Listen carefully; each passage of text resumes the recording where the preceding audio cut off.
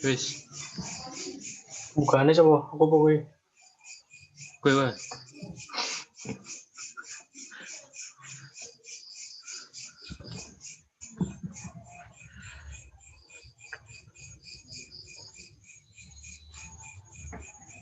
Oke, mulai ya.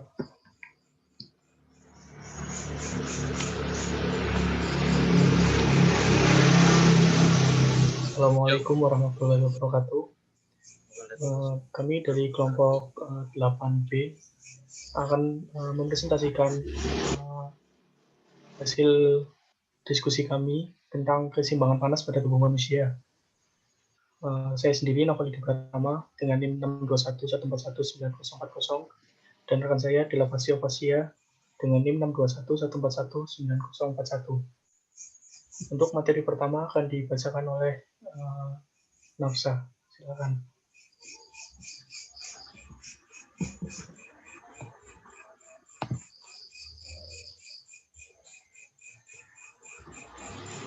Keseimbangan panas pada tubuh manusia.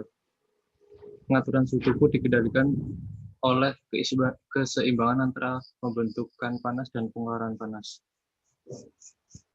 Pada suhu normal, keseimbangan panas rata-rata pada tubuh manusia antara 36,5 derajat Celcius sampai 37, derajat Celcius. Tapi pada pagi hari, suhu tubuh menurun menjadi 36 derajat Celcius. Saat latihan, suhu tubuh manusia dapat meningkat menjadi 40 derajat Celcius. Hal ini karena perubahan fisiologis pada tubuh manusia. Keseimbangan panas dibagi menjadi dua, yaitu pembentuk panas dan pengeluaran panas.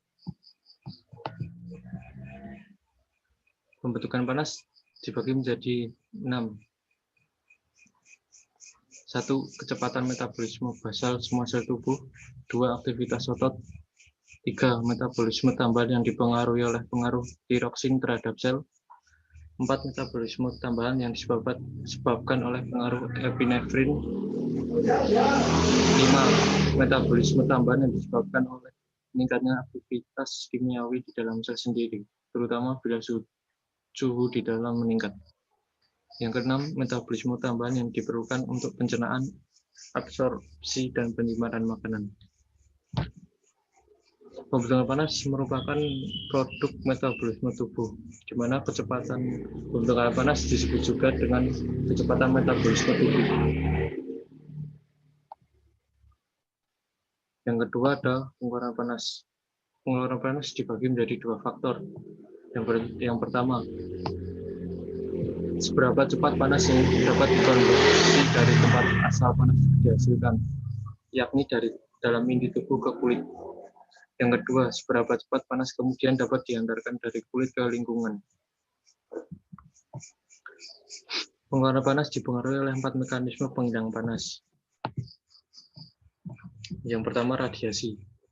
Radiasi merupakan mekanisme energi panas dari permukaan tubuh dalam bentuk gelombang elektromagnetik melalui suatu ruang.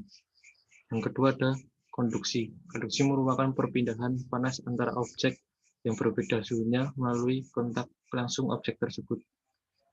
Yang ketiga ada konveksi. Konveksi merupakan perpindahan panas melalui aliran udara atau air. Yang terakhir, yang keempat, evaporasi. Evaporasi merupakan perpindahan panas melalui ekskresi air dari permukaan kulit dan saluran pernapasan saat bernafas. Kemudian bisa dilanjutkan oleh Noval. Selanjutnya faktor-faktor yang mempengaruhi suhu tubuh. Di antaranya ada variasi diurnal, aktivitas fisik, jenis kelamin, dan lingkungan. Variasi diurnal yaitu suhu tubuh itu dapat bervariasi pada siang dan malam hari. Suhu terendah manusia yang tidur pada malam hari dan bangun sepanjang siang terjadi pada awal pagi dan tertinggi pada awal malam. Kemudian aktivitas fisik yang dimaksud yaitu aktivitas itu selain merangsang peningkatan laju metabolisme, juga mengakibatkan gesekan antar komponen otot atau organ yang menghasilkan energi thermal. Latihan atau aktivitas dapat meningkatkan suhu tubuh hingga 38,3 hingga 40 derajat Celcius. Jenis kelamin juga merupakan faktor yang mempengaruhi suhu tubuh, dan wanita biasanya lebih baik dalam mengisolasi panas dan menjaga suhu internal. Peningkatan progesteron selama ovulasi menyebabkan perubahan suhu sekitar 0,3 sampai 0,5 derajat Celcius. Kemudian yang terakhir ada lingkungan. Suhu tubuh dapat mengalami pertukaran dengan lingkungan, artinya panas tubuh dapat hilang atau berkurang akibat lingkungan yang lebih dingin. Begitu juga sebaliknya, lingkungan dapat mempengaruhi suhu tubuh manusia. Perpindahan suhu antara manusia dan lingkungan terjadi sebagian besar melalui kulit. Next.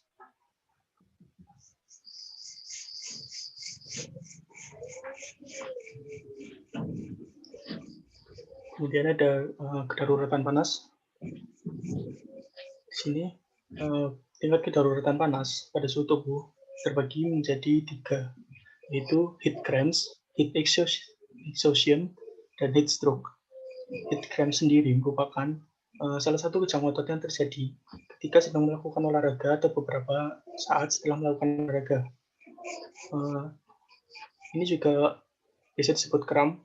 Kram ini melibatkan otot-otot yang sering digunakan untuk melakukan aktivitas yang berat seperti otot pada betis, paha, bahu. Heat cramp biasanya terjadi ketika berolahraga di tempat yang panas.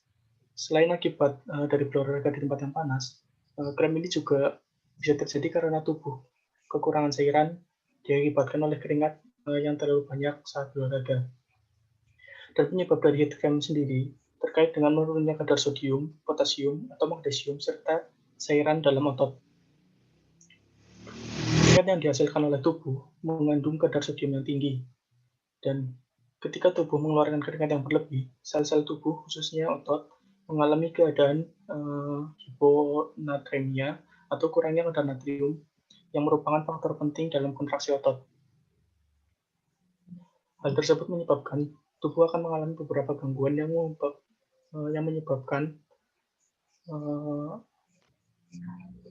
ketidakseimbangan elektrolit, salah satunya adalah heat cramp.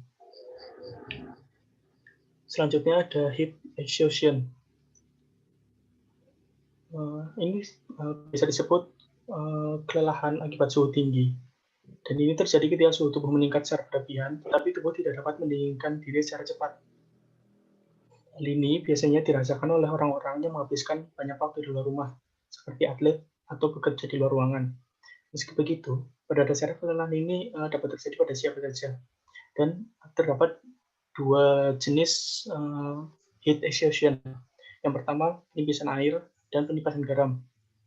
Yang penipisan air yaitu berkurangnya kadar air di dalam tubuh, dan spesifiknya termasuk rasa haus berlebihan, tubuh lemas, sakit kepala, dan hilang kesadaran atau pingsan. Sedangkan penipisan garam terjadi ketika tubuh Anda kehilangan garam tanpa adanya pengganti. Tandanya adalah mual, muntah, kram otot, atau pusing. Dan jika tidak ditangani tepat waktu, heat exhaustion dapat menyebabkan heat stroke yang lebih parah. Heat stroke dapat menyebabkan kerusakan pada otak dan organ vital lainnya, bahkan kematian. Yang terakhir ada heat stroke yang terparah, yaitu merupakan kondisi paling berat pada tubuh akibat cuaca panas karena tubuh tidak dapat mengontrol suhu badan. Suhu badan dapat meningkat dengan cepat hingga 41 derajat Celcius dalam 10-15 menit, dan tubuh tidak dapat mengeluarkan keringat. Heat stroke dapat memperberat kondisi orang yang sedang sakit dan menyebabkan kematian. Heat stroke sendiri biasanya terjadi saat orang menerima paparan suhu panas dari lingkungan sekitar yang di luar batas toleransi tubuhnya. Misalnya saat cuaca sedang terik, dan selain itu, olahraga atau aktivitas fisik yang berlebihan juga bisa menjadi penyebab munculnya kondisi tersebut. Selanjutnya.